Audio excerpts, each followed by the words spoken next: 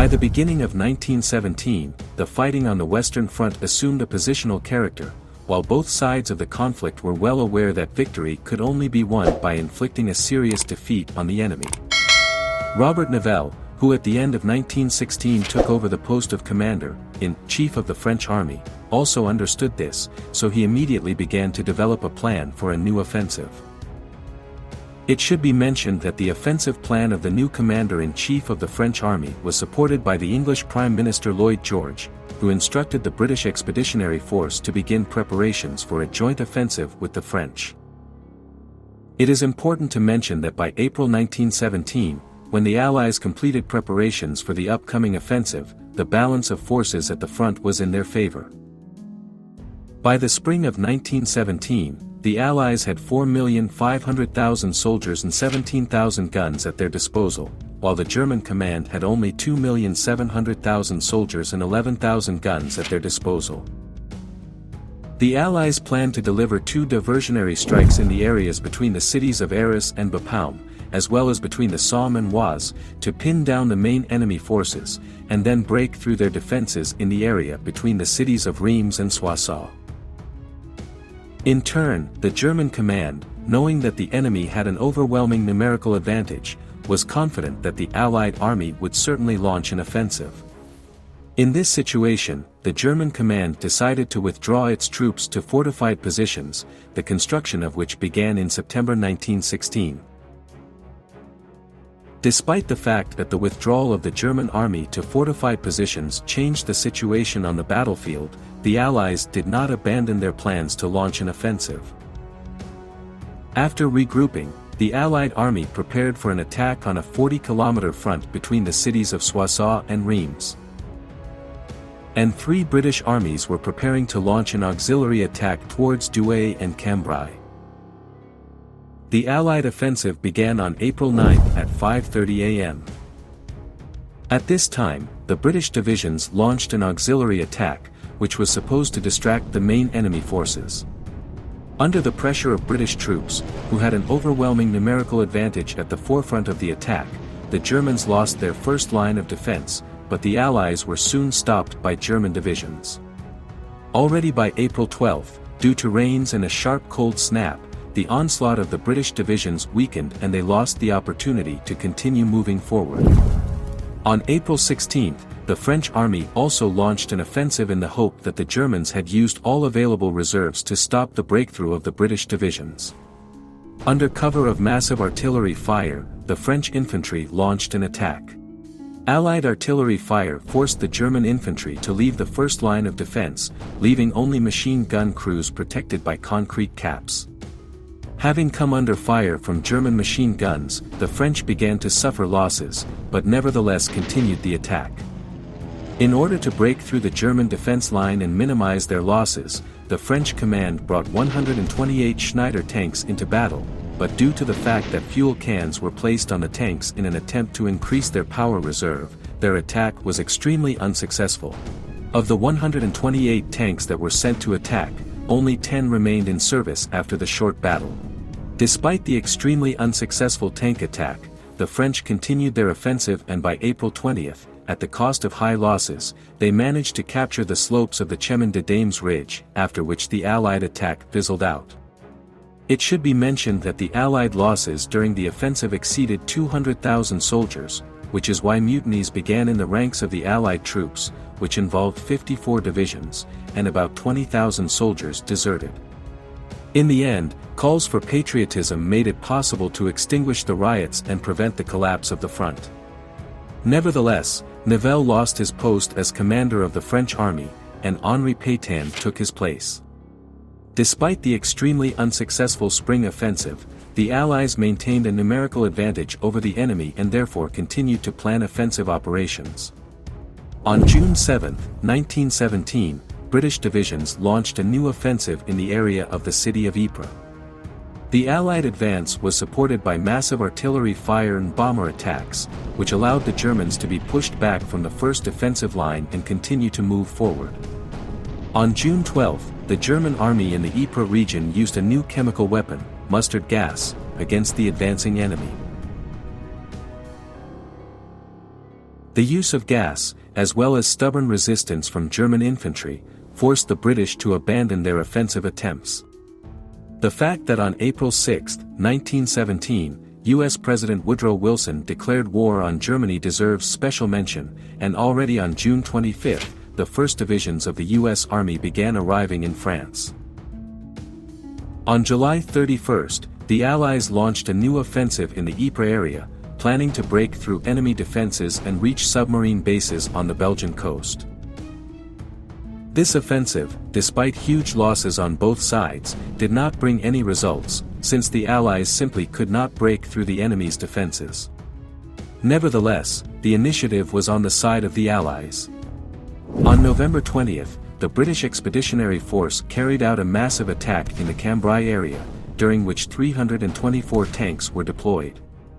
The tank attack turned out to be a complete surprise for the enemy, thanks to which in just 6 hours the British managed to penetrate the enemy's defenses and continue moving forward. By November 30, the German command pulled up reserves to the breakthrough site and German divisions launched a sudden counterattack, for which the Allies were unprepared. Unable to withstand the onslaught of German troops, the Allied divisions were thrown back to their original positions. Thanks to their overwhelming numerical advantage, throughout 1917 the Allies carried out offensive operations and, despite the fact that they managed to break through the enemy's defenses, they were unable to build on their success due to the fierce resistance of the German infantry. It would seem that in the face of a numerically superior enemy, the fate of the German army was predetermined, but on March 3, 1918, the Bolsheviks who came to power in the Russian Empire signed the Treaty of Brest-Litovsk, thanks to which the fighting on the Eastern Front ended, and the German command was able to transfer 44 liberated divisions to the Western Front.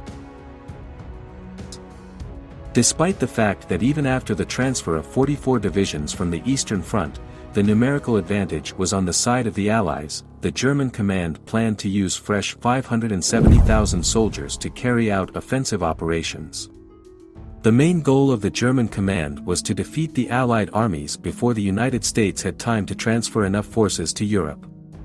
The German command planned to carry out an offensive in the area of the city of Amiens in order to cut off the British divisions from the French army and push them to the shore of the Northern Sea. The German offensive began on March 21, 1918. During the attack, the Germans actively used A-7V tanks, the main purpose of which was to provide fire support for the infantry during the offensive. By striking at the junction between the French and British armies, the German divisions were able to achieve their goals at the initial stage. They managed to break through the enemy's defenses and in just 8 days advanced 60 kilometers deep into France.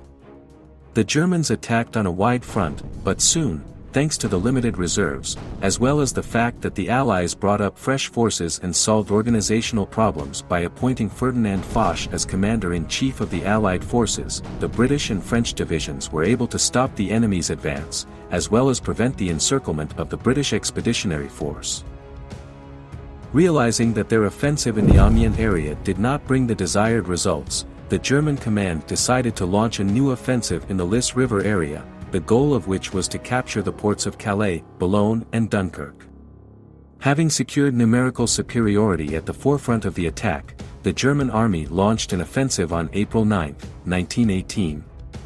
Despite initial success, the German infantry was only able to advance 8 kilometers towards the Lys River.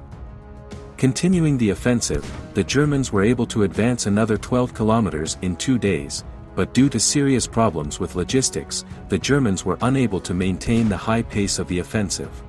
By April 15, the offensive of the German army had run out of steam, and on April 29, the German command ordered an end to offensive attempts. Until the beginning of August, the German command made new attempts to attack on different sectors of the front, but they did not bring the desired result.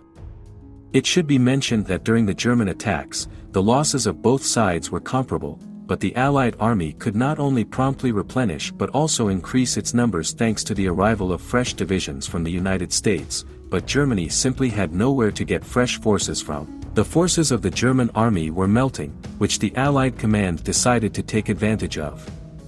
On August 8, having concentrated 400,000 soldiers against 190,000 German soldiers, the Allies began the Amiens operation with the aim of eliminating the Amiens salient. During the first day of the offensive, the Allies managed to advance 11 kilometers, and after another 5 days of the offensive, the Allies managed to advance another 10 kilometers. By the beginning of autumn, the army of the German Empire was in critical condition. Due to a lack of strength, many companies had no more than 40 soldiers, whose morale was extremely low.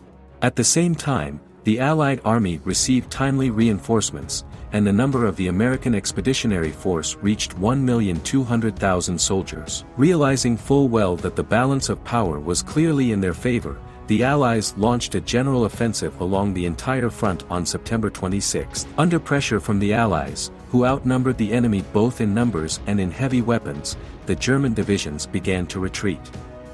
In addition, many German soldiers, whose morale was undermined by the failure of the German offensive, began to be taken prisoner. Under enemy pressure, the Germans retreated, as a result of which the Allies managed to advance to a depth of 80 kilometers. Nevertheless, the German command, despite the fact that the situation at the front was clearly not in Germany's favor, did not plan to surrender. Having restored order in its divisions, the German army managed to take up defense on the Ghent-Mons line. Despite the fact that Germany's human reserves were depleted and there was practically no chance of winning the war, the German command planned to hold the line so as not to let the enemy into its territory and, realizing the impossibility of victory, try to make peace on acceptable terms. It is difficult to say how exactly the confrontation between the German army and the Allied armies would have ended, but on November 3, 1918, against the backdrop of failures at the front, the November Revolution took place in Germany. German Emperor Wilhelm fled the country, and a republic was proclaimed in Germany on November 9. Since the revolution, as in the case of the Russian Empire, led to the rapid disintegration of the army, the Council of the People's Deputies, which performed the functions of the Provisional Government of Germany, could not, and most likely did not want to continue the war. Therefore, Armistice of November 11, 1918 was concluded, which provided for the immediate cessation of hostilities, as well as the withdrawal of German troops from the occupied territories. Peace negotiations began, which ended with the signing of the Treaty of Versailles on June 28, 1919, under the terms of which Germany lost part of its territories and all colonies. Also, Germany lost almost its entire navy and had to reduce the size of its army to 100,000 soldiers. In addition, Germany had to pay huge indemnities to the winning side. After the signing of the Treaty of Versailles, the bloodiest war at that time ended and many breathed a sigh of relief, not suspecting that in just a few decades the world would face an even bloodier military conflict, which would go down in history as the Second World War. If you liked this video, be sure to subscribe to my channel and click on the bell so you don't miss a new video.